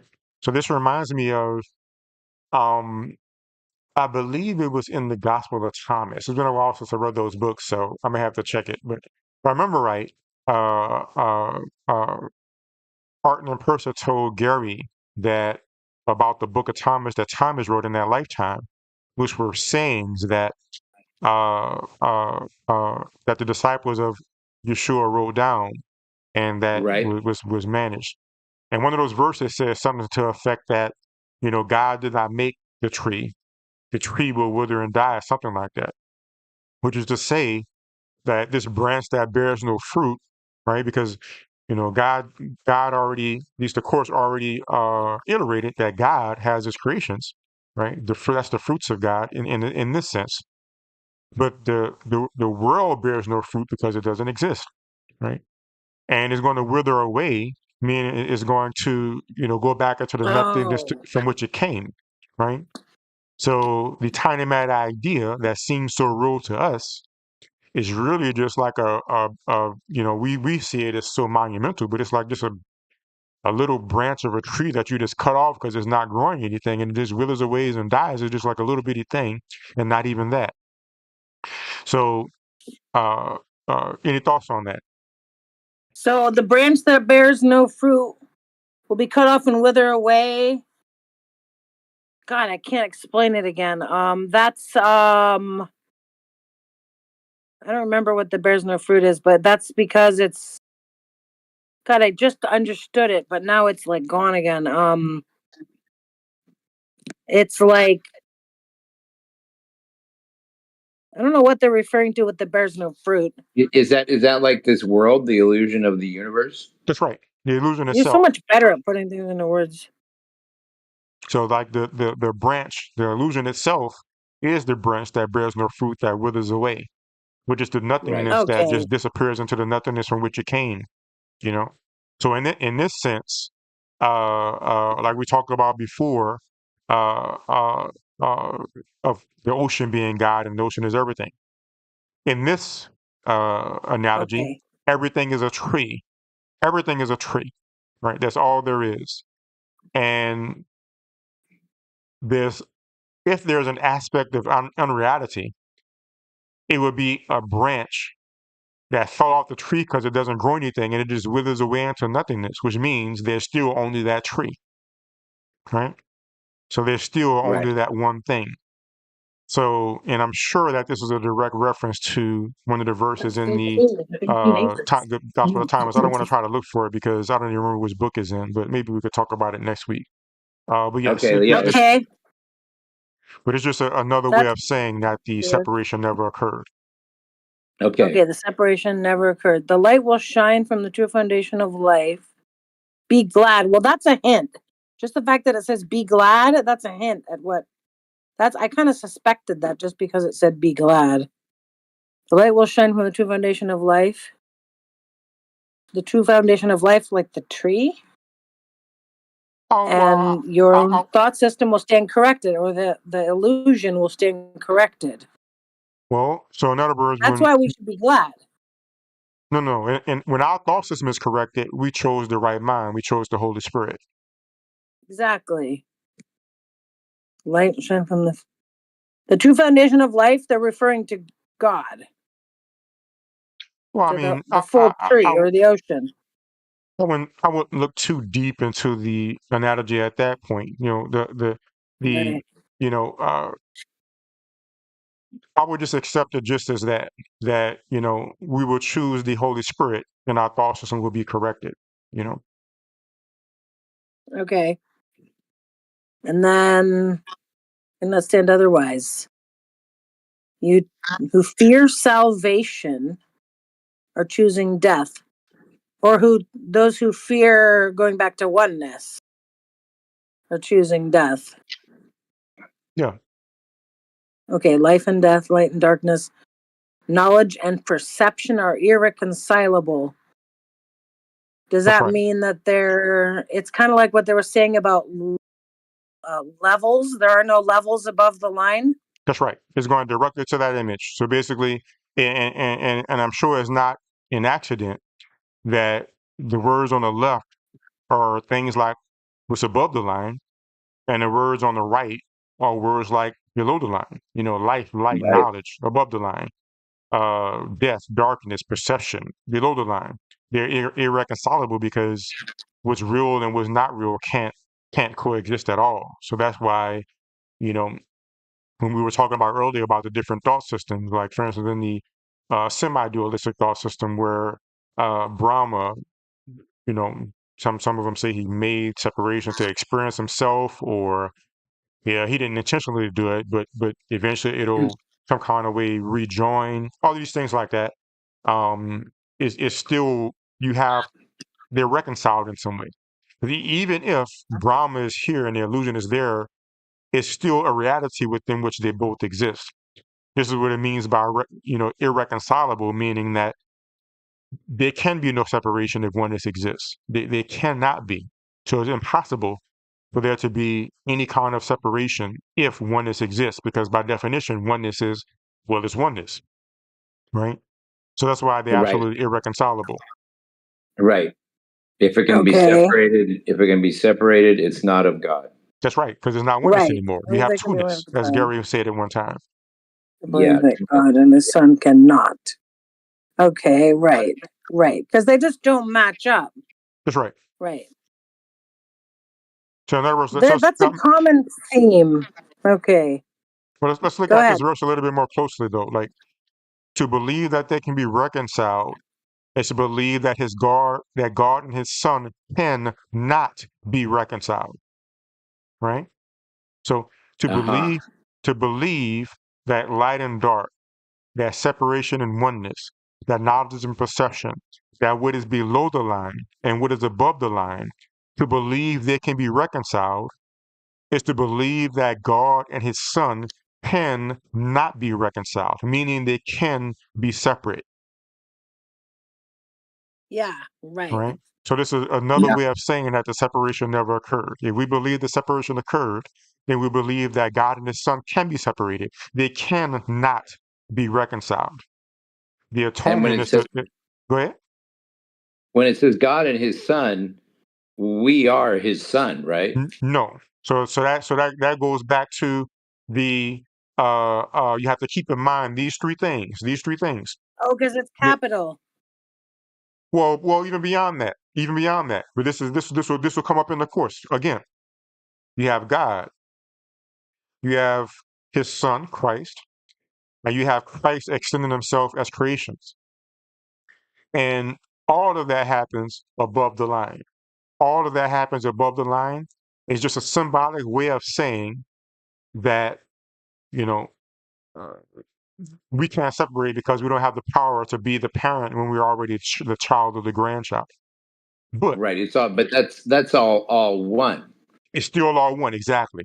This is all above the line. So when this verse says to believe that they can be reconciled is to believe that God and his son can not be reconciled or can be separate. That is to say that you believe that there is something below the line. There is even a horizontal line. So what this is saying is that nothing below the line exists at all, because that would mean that God could be irreconciled with his son. Because they cannot be irreconciled or not, what's the, I guess on the proper tense, but you see what I'm saying? Because they cannot be not reconciled, the separation never occurred, so nothing below the line exists. So nothing in the world is the Son, is Christ. And that's why I always go back to, even when I use like the symbolic language of the Course, like remember God, we're not really remembering God. We're just letting go of the belief that there is something other than God, namely us, right? But in truth, since God and his son can't be separated, there's nothing below the line at all. And enlightenment is recognizing that. Remembering God is really recognizing that God and his son cannot uh, they cannot not be reconciled. That's the proper way to Right. say it, right? They cannot Oneness. not be reconciled, which means they're always reconciled, which means the separation never occurred. They Right? are always reconciled. Right. That's right. Okay. So that's the reason And why and and by the way, let me make sure because I actually swapped up when I say they can be reconciled, I mean God and his son. They're always reconciled, but that does like swap up the analogy that the verse is using. Specifically, the verse but is that's saying because that this is darkness and light referring to can't be above the reconciled. line. That's right. When it says that God and his son cannot, in other words, if separation if perception and knowledge as a euphemism for oneness can be together, then that means God and his son can be separated. Since God and his son can be separated, perception and knowledge can't be together. Right? Yeah, Yeah. right. That's why it's not talking about us when it says his son. Exactly. You got it. So that's very important. Um, Not that I would have noticed it on my own. yeah, not recognizing that eh, the power of forgiveness is ultimately based upon that recognition, right? As long as we believe to whatever degree that God is a part of this world, that his son is a part of this world, that we're his son, and all the different forms that takes, it will undermine our ability to forgive. Because the guilt only comes from believing that God is in this world. You see the circle of reasoning? So the original guilt is believing a tiny mad idea, which means that God separated that the Son separated from God, destroyed heaven, and put himself in the world as separate from God. So if we believe we are the Son of God, then we're reinforcing the belief that the separation happened. It can't work. So the only way to ultimately forgive. Now, that's not to say that the person who believes that, who believes the Bible and believes that God actually hardened Pharaoh's heart, it's definitely a step up to believe, okay, well, God, we're his son and we're going to go back to God. I would say that's a lot better than believing that God is some maniacal, sadistic being who just hardens people's heart just so he can beat them up. I would say that's progress. But that alone is not the end result of where the course is leading you to. Right. Right. Okay. So this next part over here where it says, only the oneness of knowledge is free of conflict. That's right.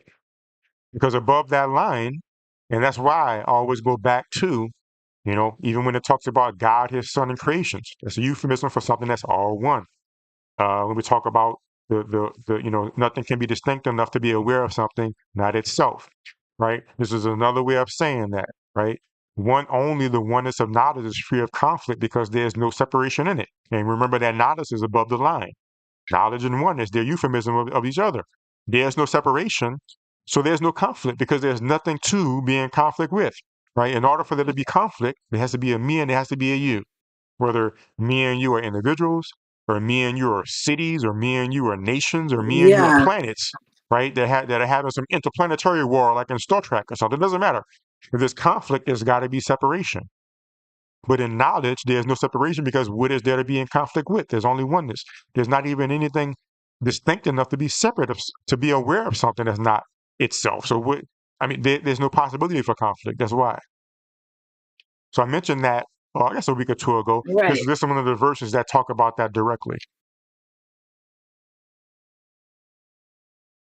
And then it says, your kingdom is not of this world because it was given you from beyond this world.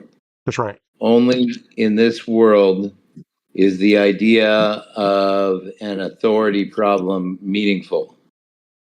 The world is not left by death, but by truth. And let's stop here for a moment here. Okay. So this is, Yeah. the world is not left by death, but by truth. So this is one of the several verses that corrects the incorrect notion that we die, we go to some better place or something. You die, go to heaven, right? Yeah. Yeah. No. Is no less separate to be, running around the astral realm than it is to be running around the physical world. Whatever we experience in between lifetimes is no more spiritual than what we experience now. It's all below the line.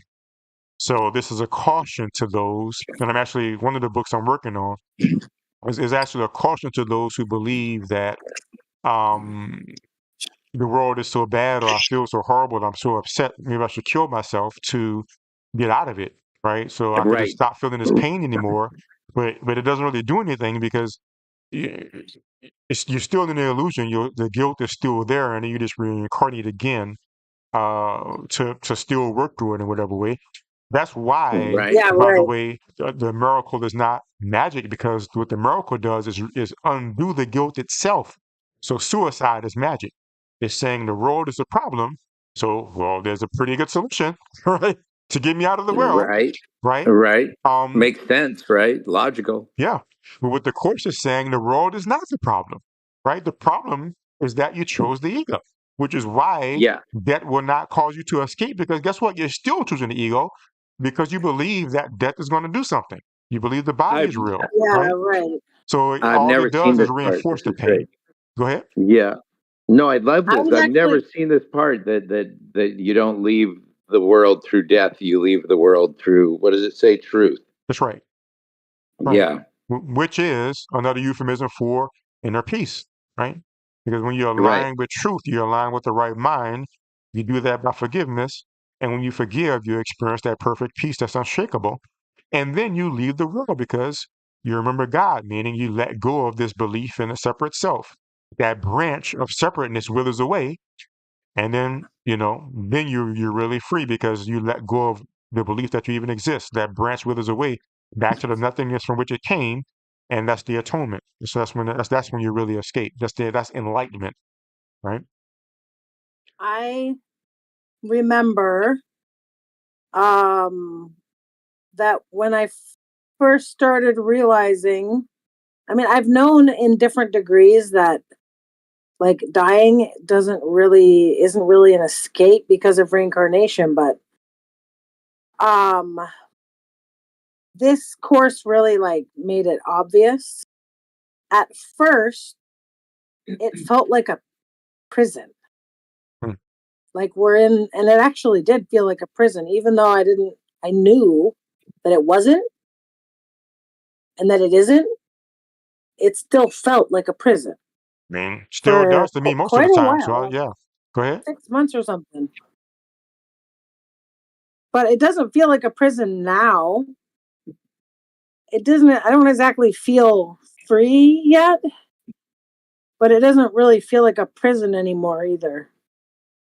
I mean, the fact is, every moment we identify with the ego, whether we're aware of the belief that we feel we're in prison or not, that's the way it's set up to be. We believe we're in hell, because we believe we've destroyed heaven and locked ourselves in an existence of perpetual pain. Because if God is love and oneness and wholeness, well, if you separate from that, well, then what do you have? You have lack and emptiness, and so the ego tells us it is a prison, right? And that's why if you look at the image, it literally says prison, right? If you look at the image, it's literally on there.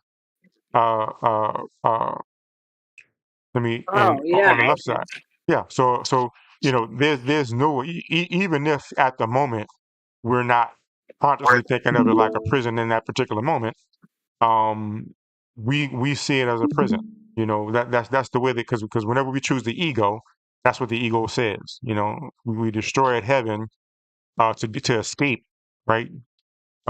This treacherous God that wouldn't let us be separate in an individual.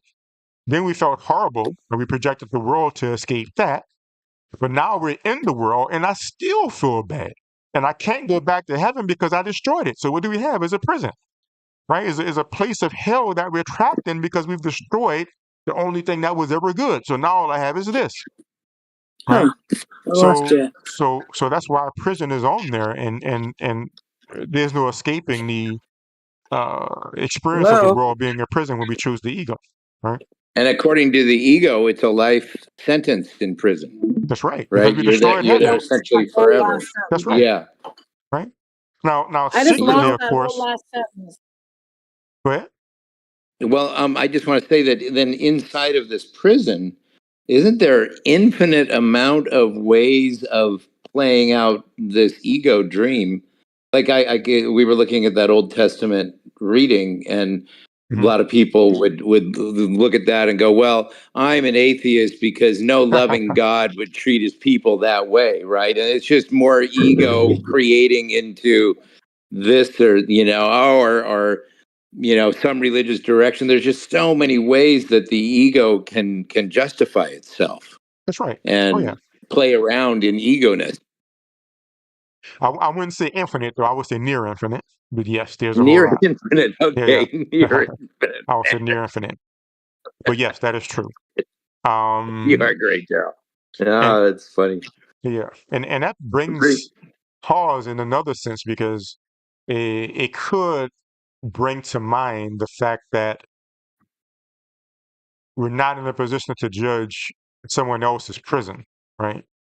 So, and that's why I gave that example earlier. That little child who is, they drop the ice cream cone and they're like bawling their eyes out. I mean, that child could be feeling just as much pain as someone who's about to die. I mean, I'm being very literal and serious about that because it's the same guilt underneath.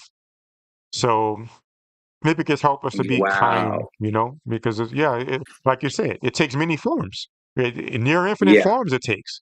So the guilt doesn't matter the form; it's just going to rise up, and just whatever it could plop onto, whatever the scapegoat can be.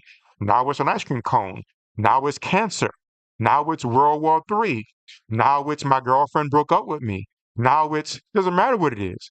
It's that same guilt coming to the surface. Now again, that's not to say that, it's not to deny the fact that we do personally experience different levels of pain. We might stub our toe and and feel a little bit, and then break our arm and feel a lot of pain.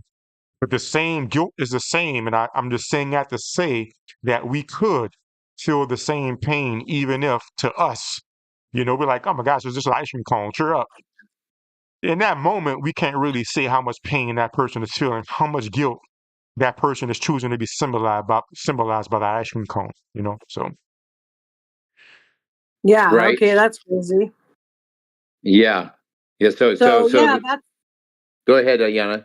Go ahead. That's what I was feeling when Yvonne passed away. I was feeling the loss of somebody I'd gotten really used to being around, simultaneously with the loss of all of my projected illusions of what I thought I was working for and what I really wanted that never happened. That's and right. just all these illusions. I'll take you one And step it farther. seemed like it was the end of the world. I'll take you one step farther. You were re-experiencing the loss of heaven. That's Yeah. what it all boils down to. Right. And that's why it can Even feel though living so with horrible. Yvonne was far from being in heaven. Well, no, I've broken up with a girlfriend. There was a terrible relationship and felt totally the loss of heaven. Right. Had a broken Wow. heart and felt terrible, even though it was a real destructive and codependent relationship, not healthy for either of us. I still felt like the loss of heaven at the end of that. Yeah. That's right. I mean, heaven doesn't necessarily need to mean that it's good. It can simply mean that it's consistent. Somebody could be in a consistently Yeah, bad right. relationship, but at least I know what I'm going to get. I might get banged up tomorrow, but at least I know what I'm going to get, right? The change, the separation was the first so-called change, right? So change to the ego is bad. So sometimes to a certain extent, even if the change is going to be good, it's heaven just to not have change. So, but every single thing that's bad, ultimately, it always goes back to the re-experiencing of the separation. Sometimes it might feel very small, sometimes it might feel very big, which is why ultimately, we could feel a lot of pain or a little bit of pain, regardless. We choose how much we want to, how much we want to feel at that moment from a different level. But it all ends up, I guess you can say, scaling back up to the ultimate belief that we believe we lost heaven, and this is my scapegoat of re-experiencing that. It hurts, but at least I reinforced that I exist and separation is real, and so secretly the ego is very happy. It's awesome. Seems like a good place to stop. So Yeah. Go I ahead. just We can want to finish make with a this little last question. Go summary. ahead. Huh? I've had Yvonne's death, my farm burning, following closing the farms, my Aunt Bev's death, my house breaking down to a point where I'm not sure if at one point I wasn't sure if I was going to be able to fix it, and the loss of income, and all of those are equivalent to the loss of heaven. That's why this being constant in this course has helped me so much. That's right. Because even though I'm focusing on something that looks different, it's not really different. That's right. Very good point. Very good realization. Each one separately, and and all of them collectively. It all, for every single person, whatever the problem is all symbolic of that same guilt and that same pain. All Which a is why projection of that same thing. all of it, ultimately, it takes different forms, like Dan pointed out. Takes many different forms. Almost infinite. Yeah, almost infinite. But it all harkens back to that same thing. Which is why the miracle works for every single one equally. Which is why, no matter what it is, we can still be at peace. Because the miracle recognizes that the separation never occurred, and all of our problems are symbolic of the separation that never occurred. Which is why if we forgive that thing, whatever it is, we can still be at peace. Which again, doesn't mean the person's going to stop doing what we're doing. It doesn't mean our loved one's going to come back to life, but it just means that we can still be at peace. It doesn't mean that we can't perform our magic and mourn the person and go to the funeral, right, and shed our tears. All that is magic. That's perfectly fine, right? Yeah. But whenever we're ready to experience peace, the miracle will be there for us, whatever it is that seems to be causing us pain. And the miracle is the forgiveness, is the acknowledgement that the separation never occurred. That is correct. We start with where we're at. We don't jump straight there. We start with where we're at and say, okay, I seem to be upset because this person left me, because this, because that. but I'm upset because I chose the ego.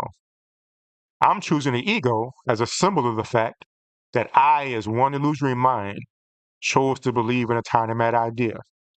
But since this world is clearly a world of separation, and God is oneness, this world can't be real, which means I, as the dreamer of the dream now, can't really have separated from God. So I'm not guilty. So this guilt that I'm running from into the world, there's no guilt to run from. So I'm innocent.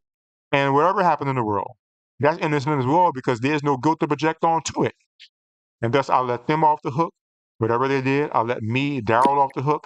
Whatever I did. And I'll let the dreamer of the dream off the hook because nothing happened. And then I can experience a peace that starts to permeate not just my life, but deeper. It starts to undo that unconscious guilt that goes through lifetimes. And then we start to experience that peace, that passive understanding, which and also I still have some ways to go to it. So I'm not sure how long it's going to be, but every time we forgive, we get a little bit closer. But awesome, guys. I'll go ahead and call it here. I'll be All back right. next week for Thank regular you, times. Darryl. You're certainly welcome. Oh, And we're remember back that to this one is regular on YouTube. Yep, and the regular time next week, 2 and 8:30. regular times next Well, week. This is on YouTube, and you're debating at what time? I'm debating exactly 4 hours from now. So exactly 4 hours from now No. on that link in the chat right there. All right, man. We're gonna at make this 6. Earth round. And not the center of Thank the you. universe. You're welcome, y'all. Have a good day. Okay, have a good one. Okay, Bye-bye. bye. Thanks. You're welcome. Bye, Ayana. Bye, Dan. Bye, Sarah. Bye.